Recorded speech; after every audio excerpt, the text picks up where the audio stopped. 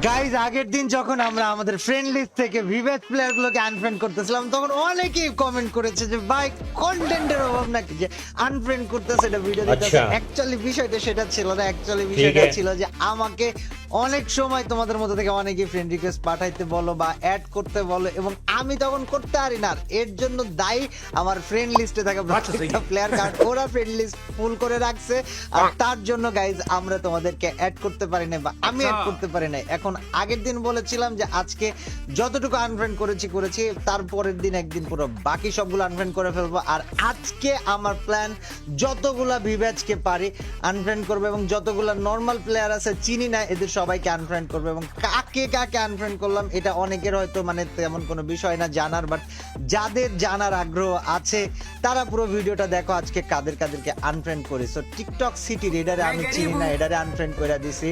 তারপরে ফ্লেম শাহাদাত তাকেও চিনি না, এটারে আনফ্রেন্ড করে দিছি। র্যাব ফাইজান এটারে চিনি না ভাই, এটারে দিছি আনফ্রেন্ড কইরা।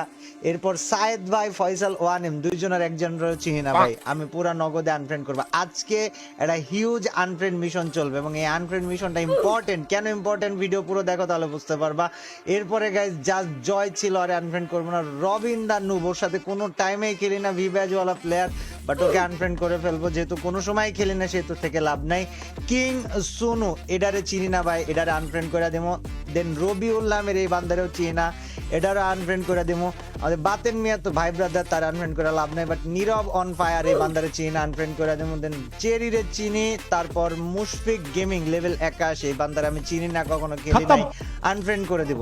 দুরান্ত এই বান্দারে আমি চিনি না, আনফ্রেন্ড করে দিব। দেন ওয়ার্স্ট গার্ল ভাই এরে আমি অ্যাড করি নাই কখনো ভাই, এরে আনফ্রেন্ড করে দেব। ইউকিউএস লাবিব এটার আমি চিনি না, এই বান্দারে আনফ্রেন্ড করে দেব। তারপরে প্রাইম রক তো আমাদের রক ফেরত আসছে গাইস, বিডি আর্মি 71 এর সেই রক মির নাইম স্কোয়াডের রক আবারও ফেরত এসেছে, আবারও কোপাইতে। তারপর গাইস এখানে আছে এফএফবিডি গেমিং, তার সাথে আমার পরিচয় নাই সেইভাবে, তাই আনফ্রেন্ড করে দিব, কারণ এটা ভিভ্যাজ না, তার মানে ফেক কোন এফএফবিডি গেমিং হবে। এল এক্স শোইন এটারেও চিনি না, এটারেও আনফ্রেন্ড করে দিব।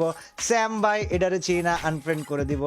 ইউএফবি সাকিবের সাথে আমি কখনো খেলি নাই, সো ভিভ্যাজ রেখে খামাখা লাভ নাই, আনফ্রেন্ড করে দিব। দেন এন আর magician by the way guys যাদেরকে আনফ্রেন্ড করতেছি এরা কিন্তু কোনো দিক দিয়ে আমার শত্রু না বা কিছু না, আমি জাস্ট আমার পুরাতন সেই এরা ফেরত আনতে চাচ্ছি যেখানে লবিতে থাকা প্রত্যেকটা প্লেয়ার, লিস্টে থাকা প্রত্যেকটা প্লেয়ার এক একটা মাথা নষ্ট প্লেয়ার হবে, এক একটা মাথা নষ্ট ই স্পোর্টস ফ্যান হবে, এক একটা মাথা নষ্ট ক্লাশ স্কোয়াড ফ্যান হবে, ফাটাফাটি ফ্যান হবে ফাইটের। সো গাইজ আমরা সেইভাবে ফ্রেন্ড লিস্ট সাজাবো আবারও। ফ্রেন্ড লিস্টের এখন যে অবস্থা সেখানে বহুত মানুষকে চিনি